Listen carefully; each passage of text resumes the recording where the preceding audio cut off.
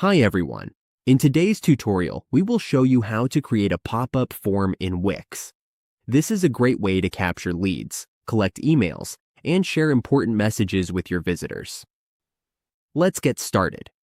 On your Wix editing dashboard, let's say there is already a section here, and we want to add a pop-up.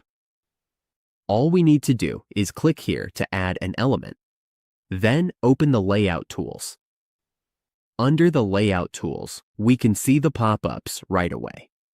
We just need to click on this, then choose which pop-up we want to use. For example, if we want to use this one, just click on it. Here are the pop-ups, also called lightboxes. This is how we add pop-ups to our site. We can manage them, set triggers, and adjust everything based on our preferences.